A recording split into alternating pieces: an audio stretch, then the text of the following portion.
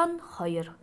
Үнэг чон хоёр хамт явж байгаад гүзээтэй шар тос олжээ.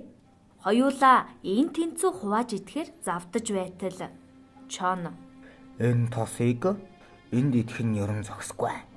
Хүн амтан үгээр их явна шүү дээ. Харин өндөр уулын орой дээр гарч идэ. Чи энэ тосоо үүрэж ав гэжээ. Тэгээд хоёулаа өндөр уулын оройд гарав. Гэтэл үнэг энэ тосыг хувааж идсний хэрэггүй. Нэг нь л идэ гэхэд чон энэ тосыг тэгээд хин маань идэх үү? хин ах настай нь идвэл таарна. Ингээд чи хэдэн настай вэ? Гэж асуулаа. Чон үнгийг мэхэлж өнөөх тосыг идэхийн тулд Намайг жохон байхад сүмбэр уул, нов шиг, сүн далай, шалбайх шиг байж үлээ. гэхэд үнэг учир зүггүй уйллаа.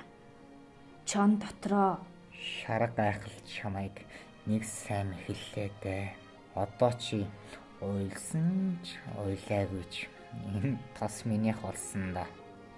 гэж бодоод Үнэг чи юунд уйлав? гэхэд үнэг надад 3 гавар бий.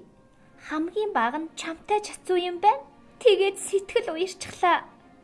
Гэхэд чон түүнийг сонсоод их л ичиж өлөн хоосон буцахад үнэг өнөөх тосыг ганцаараа цадтал иджээ.